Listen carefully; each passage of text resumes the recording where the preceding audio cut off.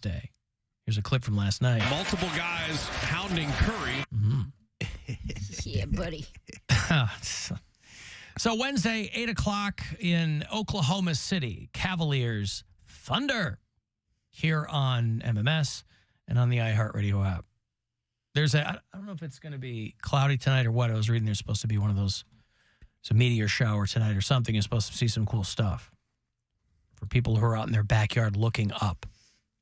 Meteor shower at its peak tonight, meaning you might even see what they call it a fireball when things go by, when they, right. When you see a fireball whizzing through the night sky tonight, they're telling people, don't panic. It's strange, the things that people panic about. But they said, don't panic about that because it'll be nothing to be worried about. Meteor shower tonight. Are you going to watch? Yes, I'm going to watch. You're not. I always watch that stuff. You're such a liar. I'm not. I always watch for that stuff. It's when it's like, oh, it's 3 a.m. is when you'll see this. I mean, I'll go out in the back 40, provided that I look up and see some stuff, take my kid out there. That's more for her than me. Science is for everyone, Alan. What's that? Science is for everyone. It is true.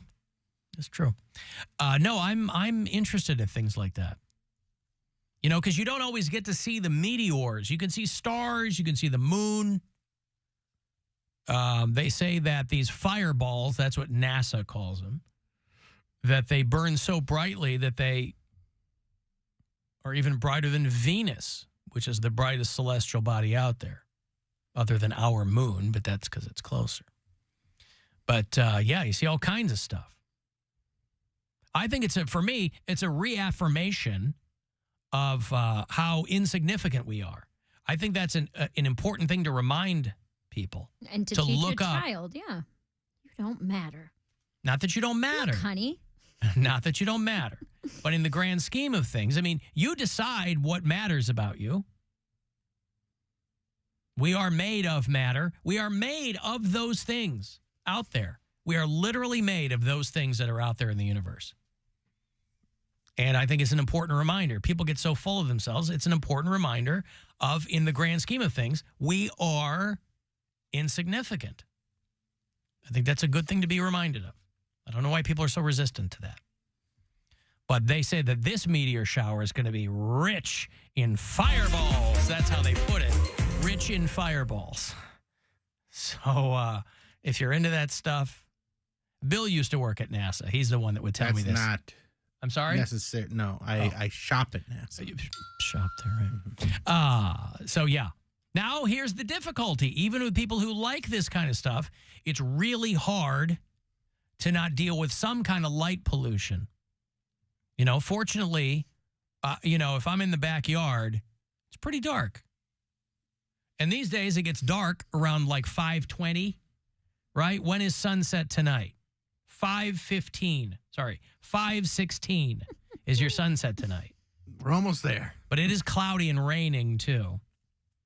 So that might have, But no, I think these things are very interesting. It is cool. Because it goes so far beyond my limited comprehension of those things that you have to, there's so few things down here that are legitimately awe-inspiring. Everything we need to be inspired is up there. Why not? Everybody's looking for stuff down here. It's in nature. It's all around us. Bill didn't like this. He's an inside guy. I felt like that. I can see it from my window. He can see it from his penthouse condominium. He didn't even need to go outside. He can look out the window. I mentioned being in the Upper Peninsula last segment over the weekend, and it is gorgeous. Oh, yeah. Faux shiz.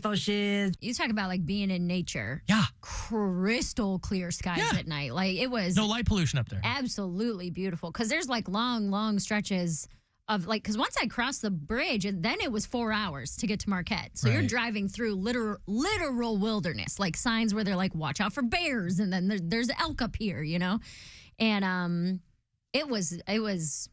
When you talk about, like... awe-inspiring or whatever, I always end up feeling like that around large bodies of water. I mean, stars and stuff too. I think whatever gets you there. But it's always like the ocean or anytime I'm standing in front of water and I can't see land on the other side. Yeah. And that's a big one for me. Yeah, I get that every morning. You don't feel like... I know. Water makes me feel something. I don't know what it is, man. Wet. I love water. No. Not dry. Wet. Water makes you feel something. Makes you feel like the carpet of that Best Western. Not that could that get me kind of wet. water. Oh. Like a large body, like oceans or really big lakes or running water. Not in a bathtub, but like natural bodies of water. They make my chest feel good. Like I feel my happiest when I'm around a natural body of water. Well, listen, That's why I like my view. it's most of the planet, right? Maybe you're tied in It's calming. with that. It really is, dude. I It feel is. like It absolutely is. when Alan talks about looking at a meteor and feeling like insignificant, that's how I feel when I'm like looking at an ocean or at a huge lake. I stand there and I don't know, it just feels like I get a reset button. Like in the morning when I wake up and I go and like open the curtains and look at the lake, or when I'm sipping my coffee, I'll just stand there Yeah. and look at the water, and it's beautiful and it's calming and it's just, You'll stand there with a peaceful. cup of coffee and in your robe and stare out the window at That the lake. sounds perfect. Yeah. I Yeah. love that so much. Yeah, it's- Like Christmas time and you have like Oh my lights God, on it's- inside yeah, and yeah. it's warm, but it's cold outside. I love that. Only I have a time very cozy place, and it's very like the views are immaculate. Yeah, it's cool. I mean, right out of college, I lived in a lakefront high rise with my girlfriend at the time. We were on the 21st floor, right on the lake. And I always found myself wishing that we faced west instead of east. I would have rather seen the city at night. Really? Yeah, because the lake's great, but you kind of have one view. And you're like, okay. At night, you don't see anything. Yeah. And it's like, it's cool, but I don't know. It kind of, for me at least, I was like, I mean, it kind of got monotonous. okay. I like the lake in the morning, and I can see the city a little bit from my apartment or from my condo, but the lake is the star of the show for sure. I was driving in today, and like there's some days where Lake Erie just looks green and gross, and it doesn't look like anything special. Algae blooms, homie. But there are some Yeah, days. I like it when it in all its different forms. But Aw. there's some days like when I do. the light hits it. It's a nice day out. It's not frozen. It's like perfect blue, and the grass is green. I'm like, wow, we really live like in a beautiful. Like it looks really beautiful. Like We I do. get really proud of where I live, and that's not often. So I really try to take it in. I'm like, I live in a lakefront city. This is cool. There was a day a few weeks ago, and most days have been like this lately, where the sky has been really gray, and I'll walk my dog, and I'll hit this one part of the walk where the city's right there, and the lake's just kind of, it's near Edgewater, so you see Edgewater coming in a little bit, and it's a perfect view, and the city's almost as gray as the sky, but then there's all these like rust colors that kind of come out, and I love it. Like I like those dull colors accented by like the browns and reds in the city, I don't. and it's Poundcake doesn't Fantastic. like any. Yeah, he doesn't want to be an accented brown. because it's not even like gray as much as it is blue. It's like the city almost looks like it's blue and brown, and I don't know. I love it. I love the way it looks. I have never, because we were in Sedona, that is, I guess, designated as a dark sky city or something. It was unbelievable the stuff you saw everything. Sedona was wild. We were there at Crazy. the same time. Yeah. And Brian, I'm not exaggerating, when it was time, because Brian's parents have a place in Goodyear, right? So we were gone for a week. So we did like 2 days in Goodyear, 3 days in Sedona, 2 days in Goodyear. And when it was time to go back from Sedona to Goodyear, I genuinely thought Brian might cry. Like he was enamored with Sedona. He's like, I love it here. This is the most beautiful place I've ever seen, both during the day and at night. Like he was genuinely upset when Yeah. we had to leave Sedona. He was like, man, if I could ever afford a house in another place, he would want to move to Sedona. I just sent you that picture I was talking about to the group chat, Oh, yeah? where it's Where kind it's of gray? and brown, and with a little bit of, I don't know. I just like that. It's funny to me because if you hear if anyone from like California or Florida heard you talking about it, like idolizing these gray. Well, but you also make the best of what's around. No, I know. Yeah. But It looks like a storm. it does, but that's kind of cool too. No, it's not. It's ugly. Cody. What? He's less enamored. Well, he doesn't. than some other people. Poundcake doesn't have the capacity to see past anything. The rubble?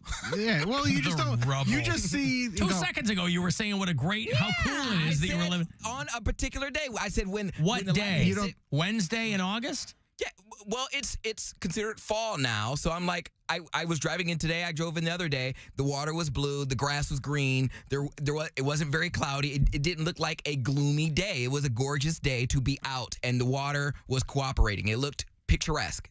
So It was cooperating. It was. You know, it's the uncooperative water that I dislike so much. Well, When it won't do what I want it to do. the day that it snowed, Why won't it just comply? The day that it snowed, it was like it wasn't frozen. It just was real dark. It didn't really look cute. Ma'am? Wasn't cute lake. Well, let me give you this money here. It's $1,000 courtesy of the Buzzard Bookie. Listen closely. Good luck. This is your chance to bet with the Buzzard Bookie and win $1,000 now. Enter this nationwide keyword at WMMS.com. Money, that's money. Enter it now at WMMS.com. I'm putting this picture on my story on Instagram if anybody wants to see it, and they can say whether it's looks good or if Poundcake is right, and it's ugly. Hey, Sean. Hello, Alan. What's up? You were talking about stargazing, and you live in Bay Village, so you have a lot of ambient light there. I mean, all I'm saying is my backyard's pretty dark. Yeah, but you know what I'm saying? You get all the light from Cleveland that covers a lot of that. Like a Walmart will destroy any real stargazing. So anyway, I live in Wayne County, and we still have ambient light, but we can see everything pretty good at night when it's clear. I'd like to invite all of you. I'm not a member anymore, but go to the Wilderness Center in Wilmot, Ohio. Your daughter Nora would love it. Every first Friday of the month is public stargazing. It's all free. They have a big telescope. How can they charge for stargazing? No, he's saying to like use the telescope and stuff. Oh, to It's use the free. that's what I mean. How would it not be free? They have a multi-million-dollar telescope. I see what you mean. Yeah. And what they'll do is they'll do a planetarium kind of thing and tell you what's in the sky that night. And That's then you cool. out in the parking lot, and I'm not kidding you, there might be 20 guys out there with tens, if not hundreds of $1,000s worth of telescope stuff. Yeah. And you just walk up and look on a TV screen, and they've got like, I went one night, and he goes, "You want to see a nebula?" I'm like, "Yeah, sure, I want to see a nebula, man." And he had it. It was like, you know. That's what they had So cool. the first night we got to Sedona. There was a big, huge line of people like in the parking lot across the street, and it was a dude with a telescope, and people are lining up, climbing this ladder to look through this dude's telescope. It's unbelievable. Yeah, this isn't like it's called the Wilderness Center. You can look it up. They own thousands of acres and you can walk trails, and they have a lot of cool stuff. But they have I'm serious, a multi-million-dollar telescope down there that can see a lot of stuff. So, and it's all Well, it's free on the certainly first- better for a first Friday of the month. Okay. Thank you, Sean. Thank you, pal. Thank you. Have a good day. Al. You too. It better be. So Brian's from the east side. East side? Like East 9th? Yeah, like East Ninth. No, like Chesterland, like real East Side. Out there. And he always talks about a telescope over there that's in a designated dark area. That it's supposedly one of the darker I don't know. I don't remember if he said in the country or in the state or something like that. But it's like it's out there, and they have that telescope. And when you go out on clear nights, you can see like everything. It's like man, I wish I could remember what it was. But we tried to go a couple times this summer, and it was like always overcast or this or that on the nights that we wanted to go. I mean, there's one out in Stark County, too. There's like one of those designated dark sky parks or something. Yeah, it's something like that. Geauga County. Oh, no. I The thing to Google is not east side of Cleveland dark area. No, don't do that. No. I was gonna ask, are you sure it's not the people who grew up with talking about the residents there? Because there are a lot of very upsetting questions on Quora. Yeah, no, don't do that. Reddit. Stay off Reddit. Ohio worst no-go hood zones. Yeah. Maps of the gangs of Cleveland. Hood zones. This is not what I'm looking for. Yeah. Oh, my God. You're going to have to get a bit more specific. Dark areas. I meant in nature. Bit more surgical in your query. That's very You can funny. be careful with the word queer. Well, okay. I don't even know what to Google now because designated dark area is going to be. No, just Ohio Dark Sky Park, I think, is probably what it would tell you. Observatory Park in Geauga County. Montville. Montville. Yeah, this is it. Okay. That's the one that he's always wanted to go to. Because there are only 10. There's like 40 in the whole country, but only 10 east of the Mississippi. Yeah. Yeah, that it's like, it's real rare to have one so close to us. Stone Lick State Park. There you go. Hell yeah. It's run by a guy named Stone, Poundcake. I love it. Yeah. It's time for Sweet Nothings with Jenna from Poland. Kim Kardashian is exhausting. This has been Sweet Nothings with Jenna from Poland. All right. Well, I like when she dips in mid-show with a little nugget, little chestnut, as it were. Kim Kardashian is exhausting. She's so hot. I wish she had given us a little bit more information there. She's just in and out. She likes to keep it mysterious. She really does. I just don't know who's going Kim Kardashian is exhausting. What, Poundcake? I just don't know who's going to marry her again because I imagine she'll get She don't married. need a man. But she will Marry get married. her again. Who, Jenna? Well, she's been married 3 times. So So she's learned her lesson. She got 4 kids. She's learned her lesson. Like, you're not going to compete with Kanye West. That dude's life is going to be a living hell. Who's trying to compete? I don't know. I feel like you have to. You can compete in the mental health capacity. She's got money. She doesn't need that. I know. She needs a guy who got his head on straight. But again, she doesn't need a man. She's going to want a man. You don't look like that just to be hot. She told you this? Mm-hmm. Yes. Well, then we don't know, do we? She didn't tell you I that. said she told me. Please. How do you know? Stop it. You don't know who I know. I know you don't know her because you'd never shut up about it if you did. You don't know that. Could you hear him? I was talking to my girlfriend, Kim. You guys know Kim Kardashian. Yeah, Like Kim? every time he told a story. And it's exhausting. But I call her Kimmy. See, that's how you know he doesn't know her. She hates that. A real fan would know that.